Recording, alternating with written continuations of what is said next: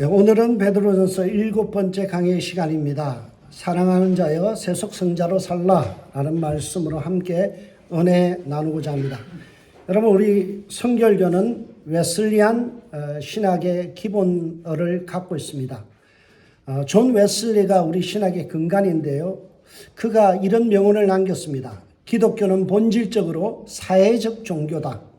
그러므로 기독교를 외톨이 종교로 만드는 것은 기독교를 파괴하는 행위다.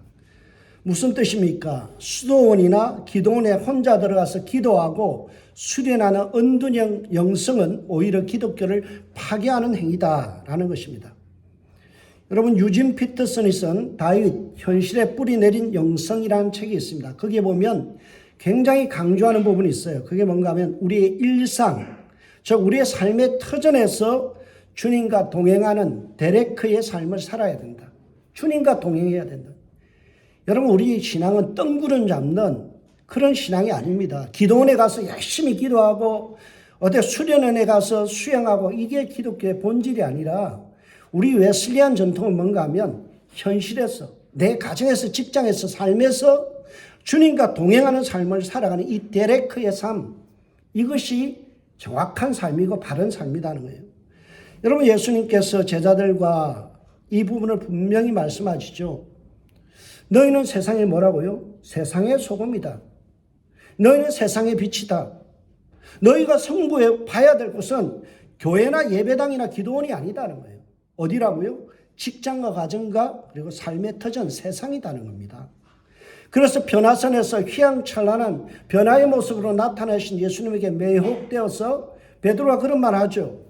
주님, 여기다 초막 3개를 짓고 텐트를 3개를 짓고 하나님 주님을 위하여 엘리야를 위하여 모세를 위하여 여기다 짓고 여기다 삽시다. 여기가 좋사오니 여기다 텐트 치고 삽시다. 그랬더니 주님께서 뭐라고 말씀해요?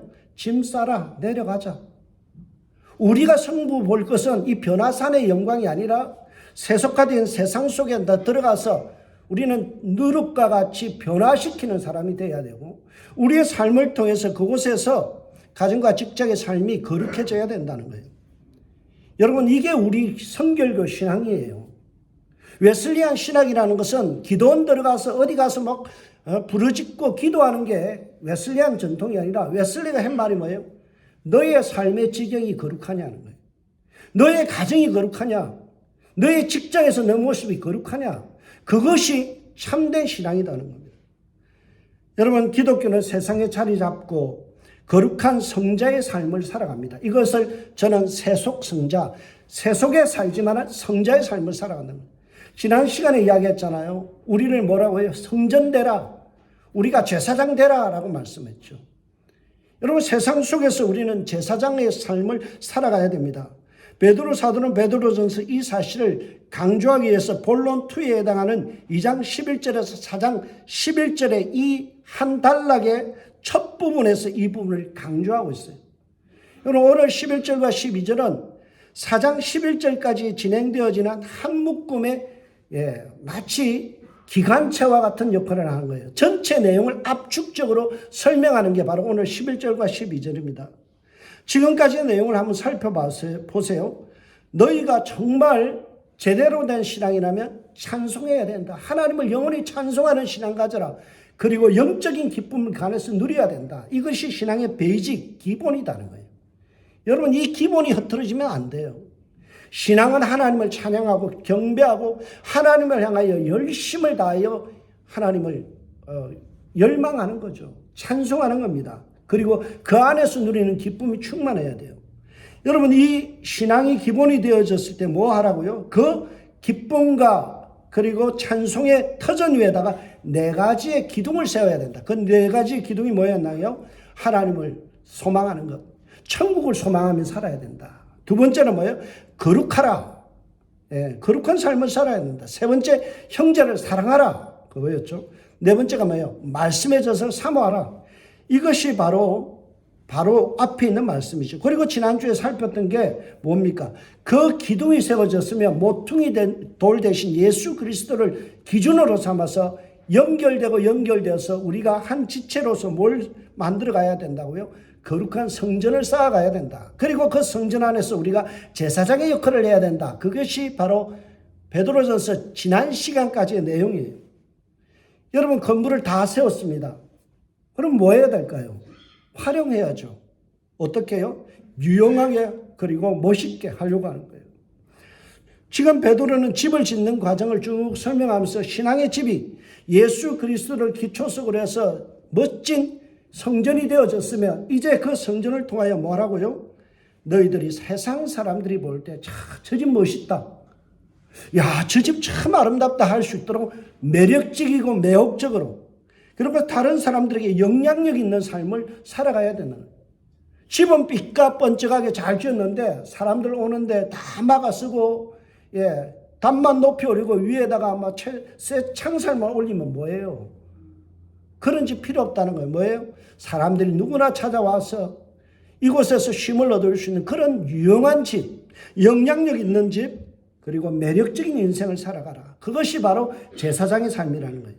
이 메시지를 전달하려고 지금 오늘 본문을 시작합니다. 성도는 탁월하고 변별력 있는 삶을 살아가야 돼요. 변별력 있는 삶. 이질적인 세속 문화 속에서도 뭔가 뾰족 튀어나서 저게 뭐지? 참 독특하다. 저 사람은 우리하고 다르게 살아가는 이 매력을 보여줘야 된다. 이질적인 세속 문화 속에서 우리의 삶을 보면서 복음적인 삶이 뭔지를 봐야 돼요. 여러분 신앙은 생활이에요. 그래서 신앙은 생활이라고 그러잖아요. 신앙은 교리가 아닙니다. 교리는 무엇을 위해서 필요해요? 우리의 삶이 더욱더 풍성해지고 건전해지고 아름답게 하기 위해서 교리가 필요한 거지. 교리는 중요한 게 아니라 뭐가 중요해요? 그 교리를 바탕으로 한 삶. 그래서 신앙 생활인 거예요. 생활에서 개판이면 그거는 신앙 개판인 거예요. 생활에서 아름다우면 그 신앙은 아름다운 겁니다. 오늘날 우리 교회들이요, 낭중지추의 신앙을 가져야 돼요. 제가 늘 마음속에 새기고 있는 말이에요. 낭중지추가 뭐예요? 주머니 속에 송곳이에요. 여러분 주머니 속에다 송곳 넣으면 어때요? 삐져나가요. 톡 삐져나오죠. 주머니에 송곳은요, 예리하기 때문에 삐져나온다는 거예요. 감출 수가 없다는 겁니다. 우리의 삶이 세상 사람들을 볼 때 감출 수 없어야 돼요. 야, 저게 소금이구나. 저게 빛이구나. 여러분 빛을 감출 수 있나요? 태양이 떠 있으면 어때요? 환해요. 감출 수 없어요. 그게 바로 우리의 낭중지추의 삶이에요. 우리의 삶은 예리해야 돼요. 탁월해야 돼요.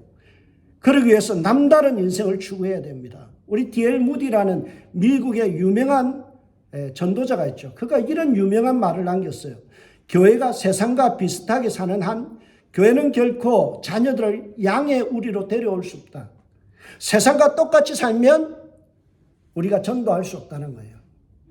우리의 삶이 매력이 있어야 전도도 된다는 겁니다. 입으로만 전도하는 게 아니라는 거예요.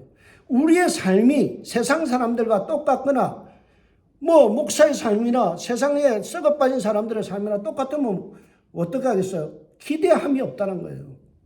성도라고 하면 성도의 삶을 보면서 내가 저 교회 가고 싶다. 저렇게 아름답게 살아가는 사람 무리 속에 내가 좀 끼어들고 싶다라는 매력을 줘야만 전도가 된다. 이게 D.L. 무디의 주장이에요.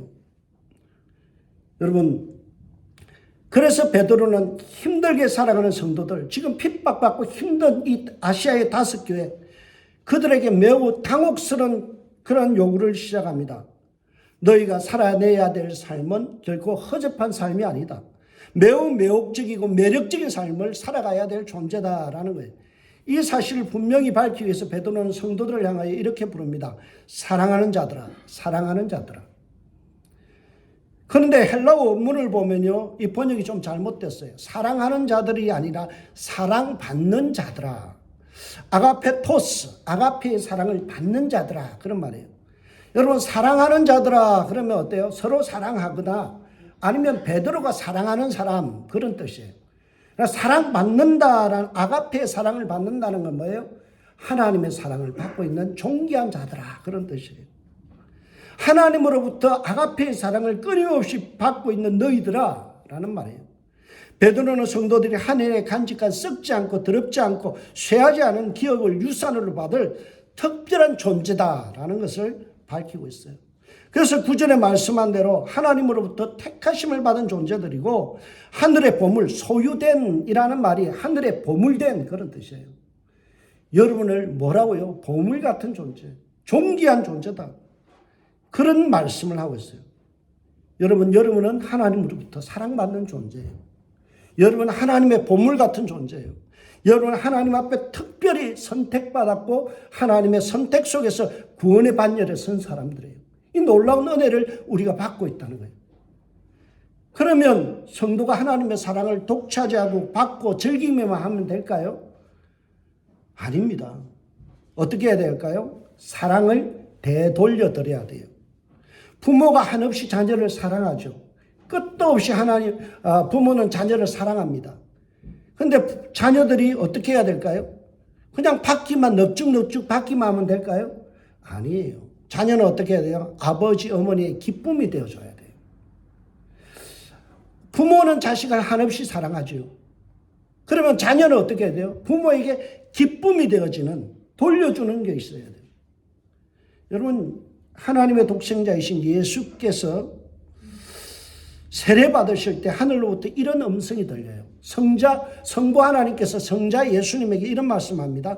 이는 내 사랑하는 아들이요 내 기뻐하는 자라 하신다. 영어로 보면 This is my beloved son.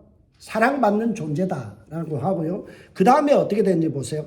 In whom, 그 안에서 I am well pleased. 뭐예요? 나는 그 안에서 기쁨을 누린다. 그런 말이에요. 여러분, 우리는 분명히 하나님의 사랑받는 존재예요. 당신은 사랑받기 위해 태어났어요. 그것으로 대체 끝나는 게 아니에요. 우리는 어떻다고요? 우리 안에서 주님이 기쁨을 이기지 못하셔야 돼요. 나 주님의 기쁨 되기 원하네. 여러분의 삶이 주님 앞에 기쁨이 돼야 돼요.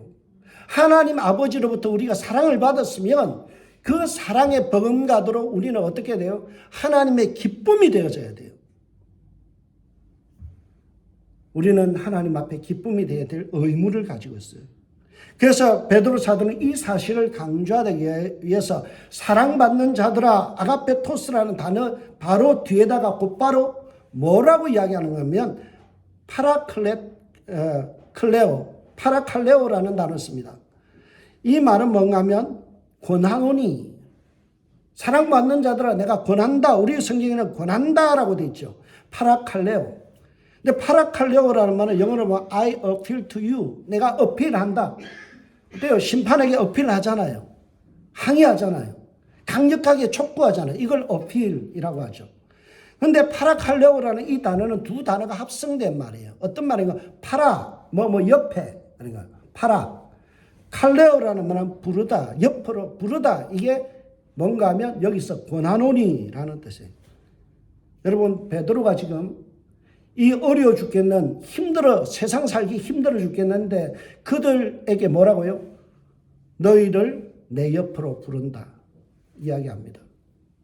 사랑받는다면 너희들의 수준이 어느 정도까지 올라와야 된다고요? 사도의 수준까지 올라와야 된다. 너희들이 정말 하나님의 기쁨이 되길 원한다면 나 정도, 베드로 사도 나 정도, 수제자 되는 나 정도의 옆에 서일 그런 각오를 해라.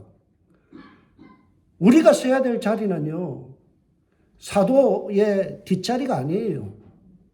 한참 뒤에 있어도 되는 자리가 아니에요. 우리가 서야 될 자리가 어디라고요? 사도 옆자리예요.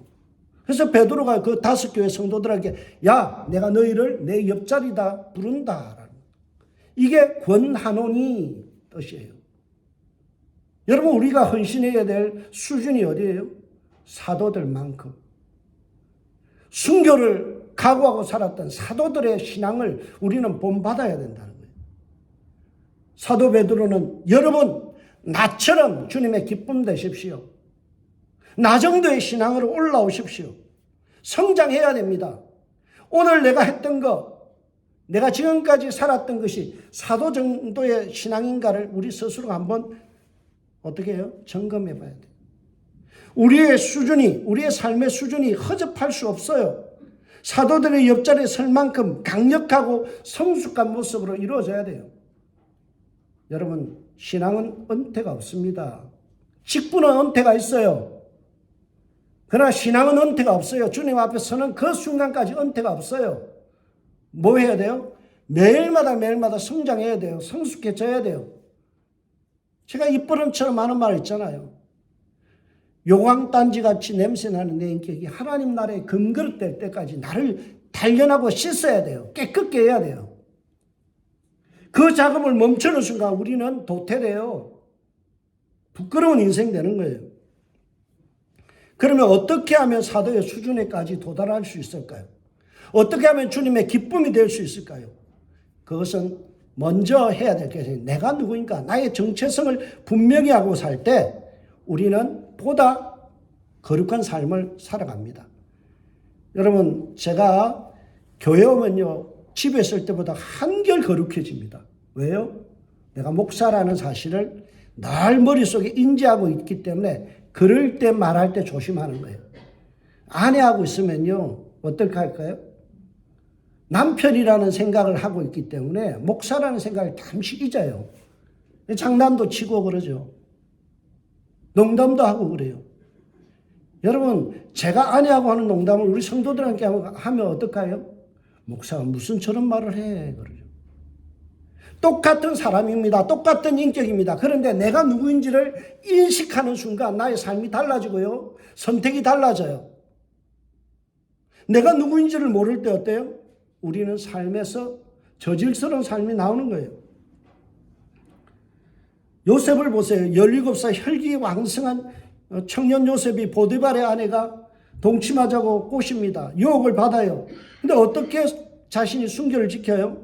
자신이 누구인지를 알았어요. 하나님의 사람이라는 거예요. 요셉이 이렇게 대받아칩니다. 어찌 내가 이 큰 악을 행하여 하나님께 죄를 지으리요. 여러분, 남의 아내를 동침했으면 보디발에게 죄를 짓는 거잖아요.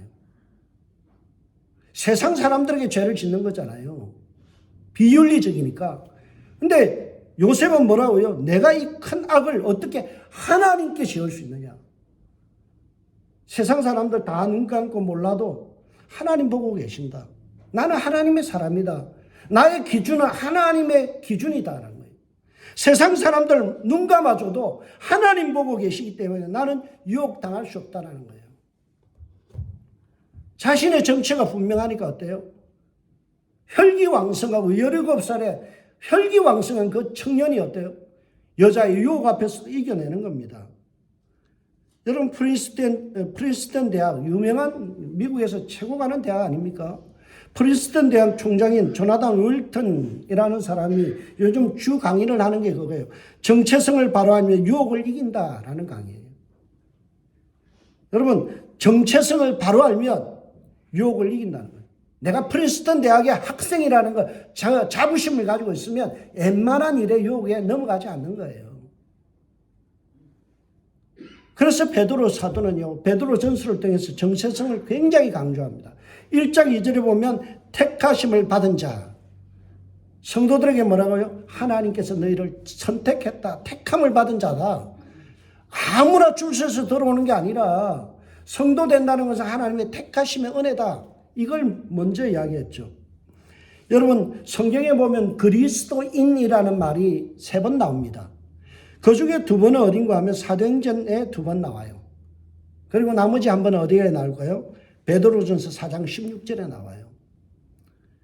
여러분, 사도행전과 유일하게 베드로 사도만이 뭐라고요? 너희가 그리스도인이다. 정체를 분명히 밝힙니다.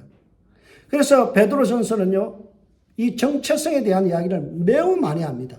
우리가 누구인지에 대해서.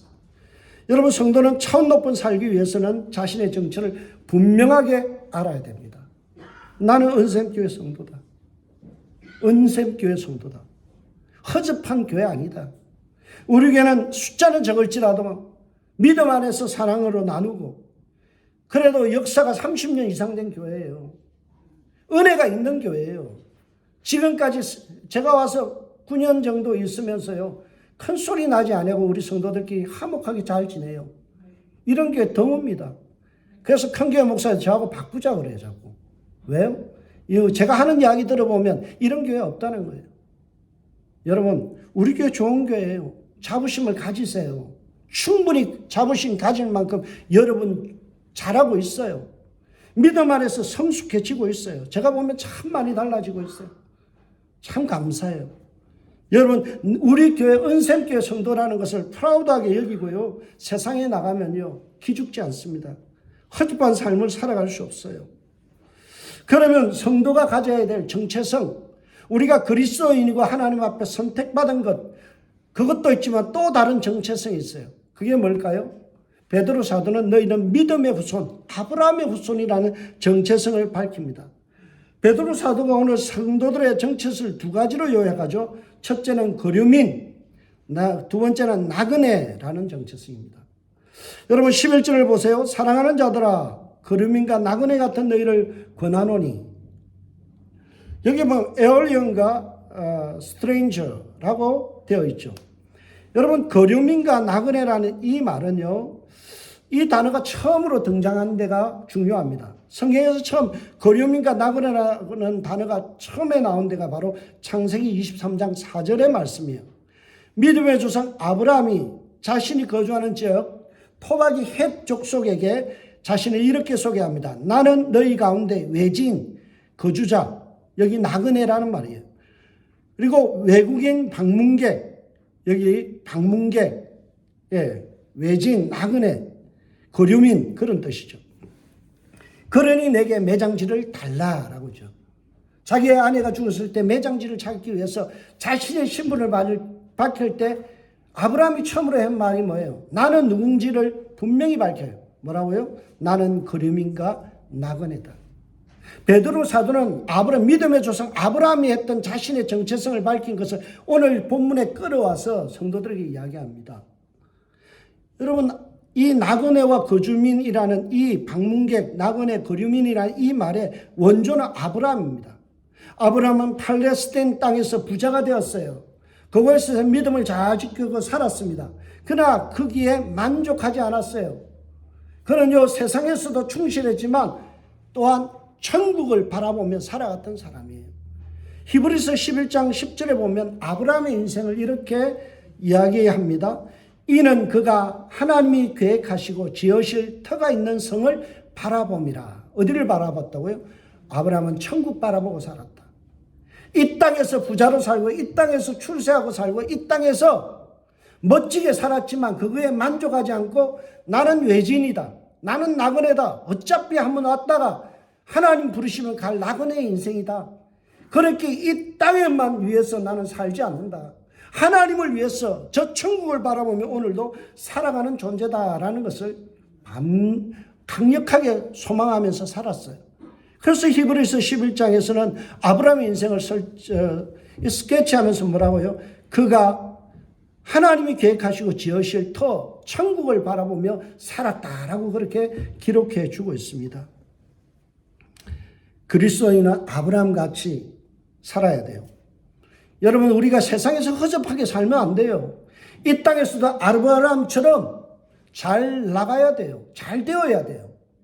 믿음 안에서 부유하게 되고 믿음 안에서 성장하고 믿음 안에서 멋지게 살아가야 됩니다. 영향력 있게 살아야 돼요. 그것으로 끝나면 안 돼요. 잘 먹고 잘 사는 것이 우리 인생의 최종적인 목적이 되어서는 안 돼요. 어떻게 살아야 되고 그 다음이 중요한 거예요. 하나님 나라를 위해서. 주님 앞에 섰을 때 부끄럼 없는 인생 되려고. 천국의 표대를 향하여 한결같이 달려가고 한결같이 신실한 모습으로 살아가는 순례자가 되어야 돼요. 여러분, 존 스토트 목사님이 임종 전에 오스키니스 목사님을 만났을 때 오스키니스 목사님 물어요. 내가 마지막으로 당신을 위해서 뭘 기도해 드릴까요? 죽음이 임박한 이 존 스토트 목사님이 이런 이야기를 해요. 내가 숨이 멎는 순간까지 한결같이 주님 앞에 신실할 수 있도록 기도해 주십시오. 여러분, 영국에서 최고하는 설교자이고 신학자였던 존 스토트 목사님의 삶이 허접했을까요? 아니에요. 모든 세상 사람들이 존 스토트 하면 최고의 목사요, 설교가요, 신학자로 알아요. 그가 마지막에 나태해서 다른 기도한 게 아니에요. 뭐라고요? 호흡이 멎는 그 순간까지 주님 앞에 신실할 수 있도록 나를 위해서 기도해 주십시오. 여러분, 은퇴가 끝이 아니에요. 70 넘어서 은퇴하신 우리 권사님들, 장로님들, 여러분 인생은 거기서 끝나는 게 아니에요. 주님 앞에 서는 그날까지 우리가 어떻게 해요? 신실하게 변함없이 한결같이 달려가는 거예요. 요한복음 17장 16절과 19절까지 보면요, 우리는요 세상에 속했지만 세상에 물들지 아니하고 하늘의 백성으로 살아가야 될 것을, 신실하게 살아가야 될 순례자임을 밝힙니다. 예수님께서 기도하는 내용 중에 이런 게 있어요. 내가 세상에 속하지 아니함 같이 그들도 세상에 속하지 아니하연 사옵나이다. 그들을 진리로 거룩게 하옵소서. 하나님의 말씀은 진리니이다. 아버지께서 나를 세상에 보내신 것 같이 나도 그들을 세상에 보내었고 또 그들을 위하여 내가 나를 거룩하게 하오니 이는 그들도 진리로 거룩함을 얻게 하려 함이니이다. 여러분, 예수님께서 어떻게 했다고요? 이 땅에 와서 세속에 왔지만 거룩함을 유지했다는 거예요. 마찬가지로 우리를 세상에 보냈는데 너희도 그 속에서 거룩함을 유지해야지. 이것이 정상적이라는 거예요. 예수님의 성도들의 삶이 세상에 살지만 세속화되어지지 않고 도리어 거룩의 포상으로 우뚝 서기를 기도했어요. 여러분, 사자성어 중에 이제여모라는 말이 있어요. 이제여모. 이게 무슨 말인가 하면 연꽃은 진흙 속에 자라지만 진흙에 오염되지 않는다. 연꽃은 어때요? 흙탕물 속에 자라지만 그것이 꽃을 피고 아름답잖아요. 그래서 여러분, 우리 초기 성공의 성당인 여기 광화도에 가보면요, 문양 속에 뭐가 있는가 하면 십자가와 연꽃이 같이 있어요. 여러분, 우리 기독교 초기의 문양에 보면요, 우리 한국 기독교에는 십자가와 함께 연꽃을 문양으로 새겨놨어요. 교회에. 우리는 연꽃 그러면 불교만 있는 걸로 알죠. 원래 원산지가 이집트예요. 연꽃은 다 흘러 들어왔는데요. 여러분, 기독교에서 연꽃을 결코 불교식으로 해석하지 않습니다. 이제여모 뭐예요? 우리가 어떻게 해야 된다고요? 연꽃같이 흙탕물 세상 속에서도 어떻게 해야 된다고요? 거룩한 삶을 꽃피우는 삶이 되어야 된다. 이것이 성도의 삶이에요. 제가 설교를 준비하다 근사한 책 제목이 있어서 눈에 띄었습니다. 꼭 사보고 싶은 책. T.C. 해리슨 워렌이 쓴 책인데요. 오늘이라는 예배. 부제목이 참 멋있어요. 사소한 하루는 어떻게 거룩한 예전이 되는가? 사소한 하루는 오늘 우리 살아가는 하루가 어떻게 하나님 앞에 예배가 되는가? 여러분의 삶이 예배가 돼야 돼요. 일상의 삶, 사소한 하루, 가정에서 설거지하면서, 직장에서 일하면서, 그곳에서 뭐가 돼야 된다고요? 일상의 삶이 예배가 돼야 된다. 이게 바로 웨슬리 정신이에요. 일상의 삶에서 거룩을 내어드려야만 진정한 성도입니다. 그래서 베드로는 일상의 생활에서 성도가 드러내야 될 모습을 제시합니다. 그게 뭐예요? 오늘 본문 12절에 있는 육체의 정욕을 제어하라. 육체의 정욕을 제어하라. 여러분, 영혼을 거슬려 싸우는 육체의 정욕을 제어하라는 말씀이 있죠. 여기서 말하는 육체라는 것은 바디, 몸이 아니에요.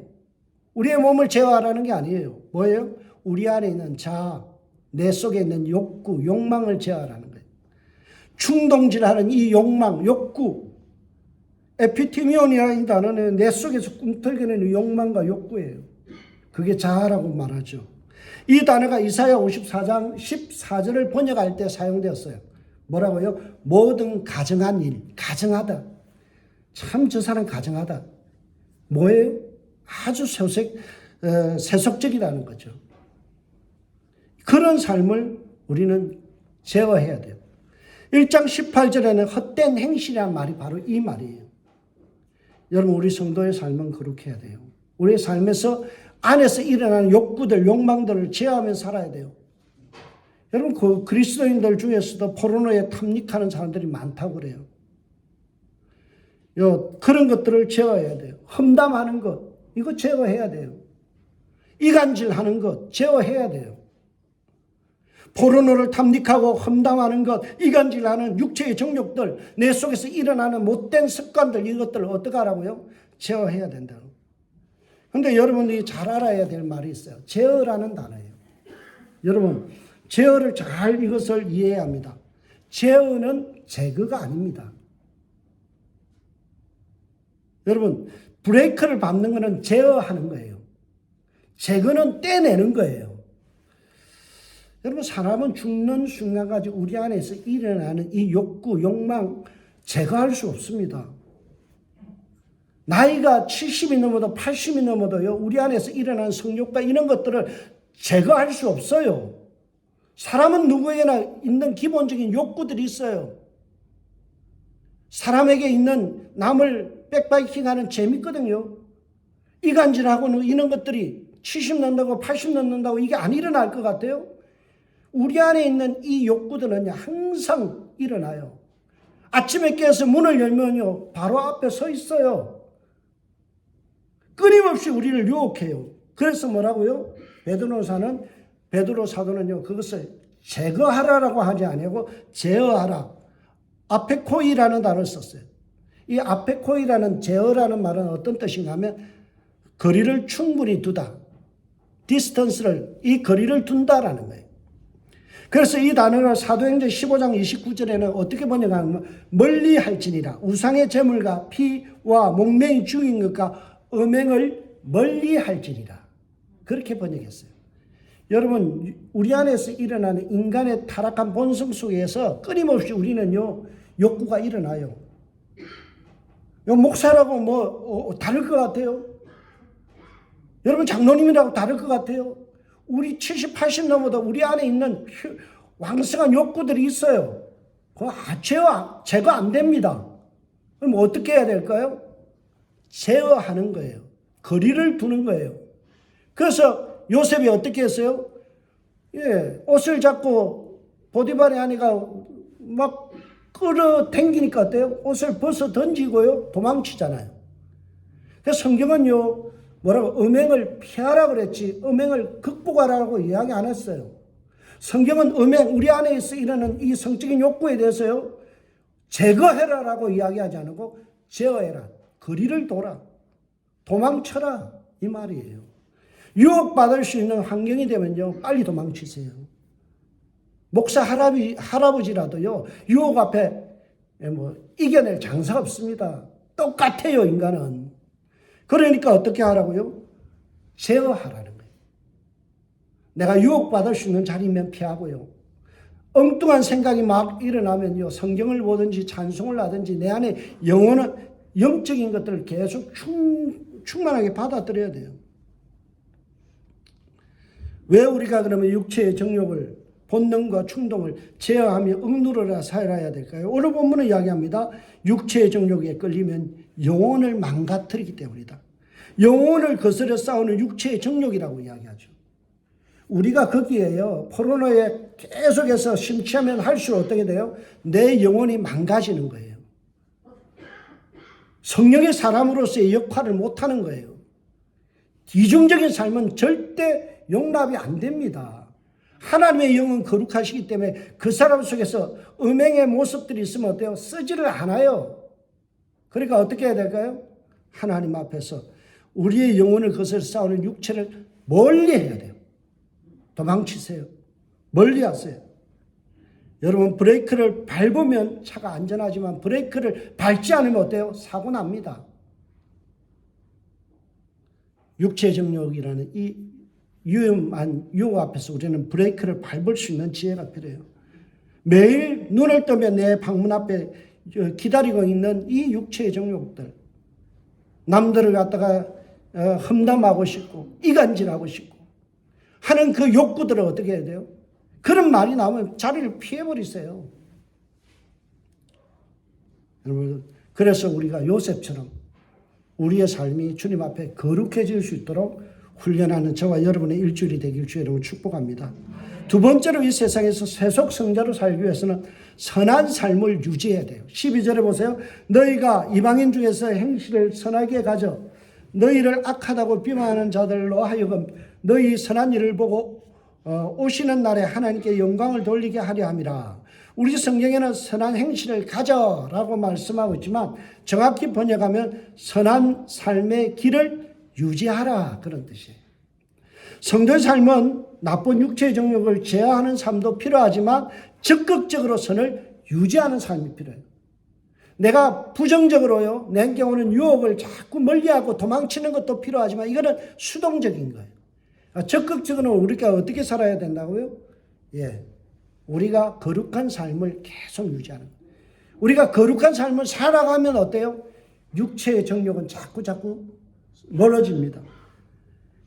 특별히 우리가 이 선한 삶을 유지하려면 어떻게 해야 되느냐? 오늘 보면은요, 하나님을 경외할 때 그것이 가능하다.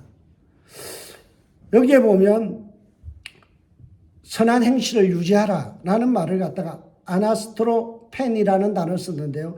이 단어가 1장 17절에 사용됐어요. 이 단어가 어떻게 번역되냐면 두려움으로 지내라. 두려움, 경외함으로 지내라.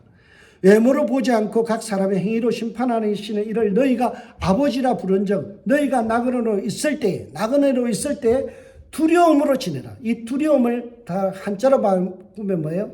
경외. 하나님을 경외하면 어떻게 된다고요?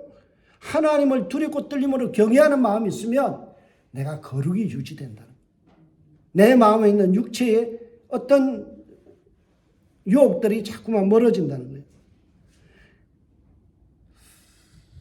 여러분, 우리는 늘 주님을 경외해야 돼요. 그러나 우리가 두렵고 떨림으로 주님만 섬겨서는 안 돼요.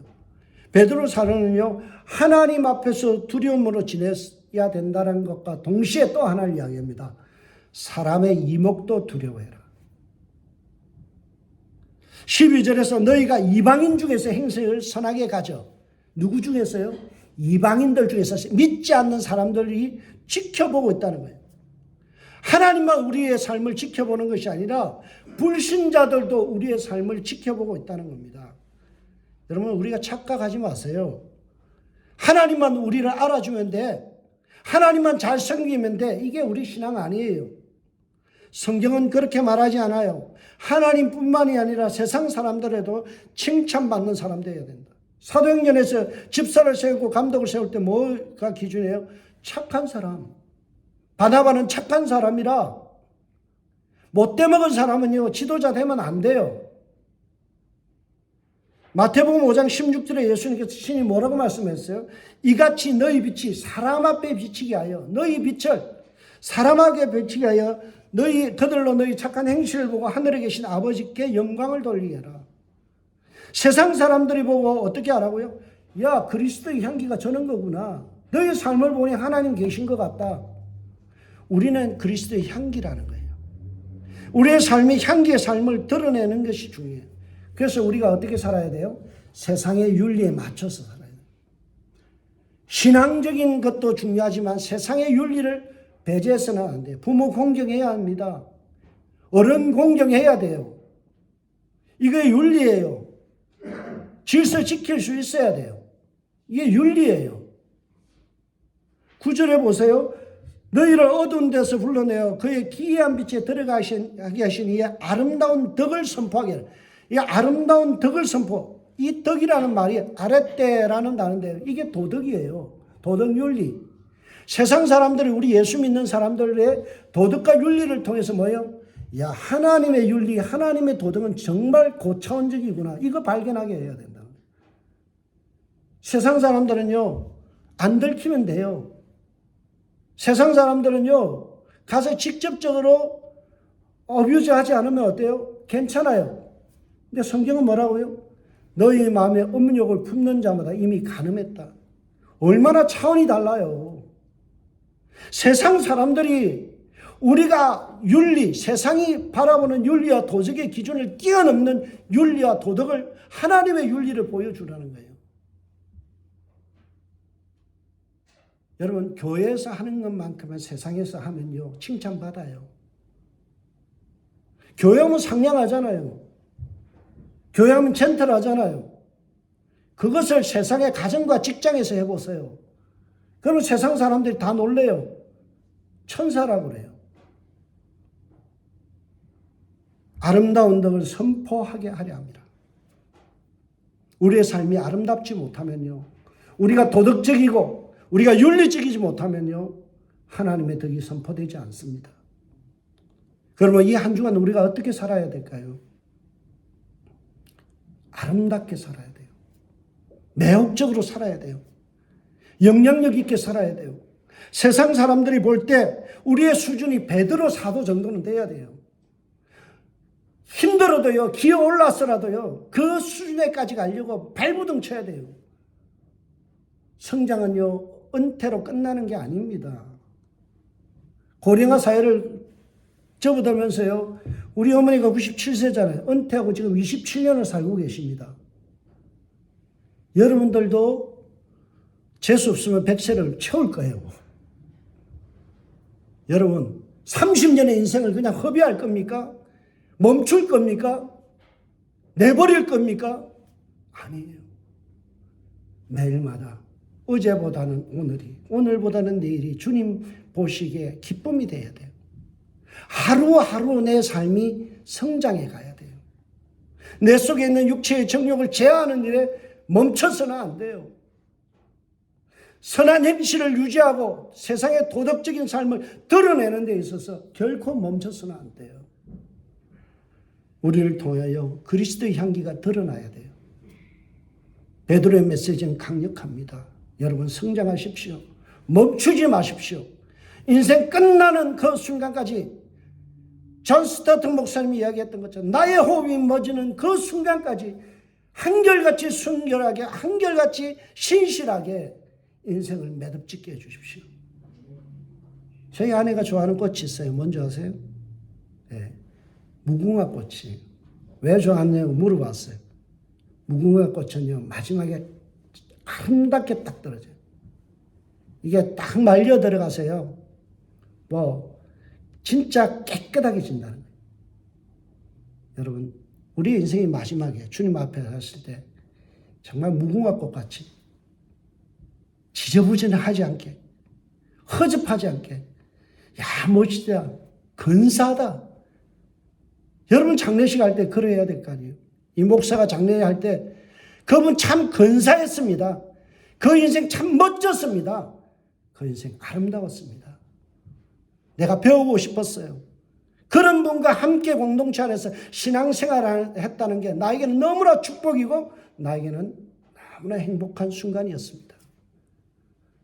저와 여러분의 인생이 그렇게 되길 주님을 축복합니다.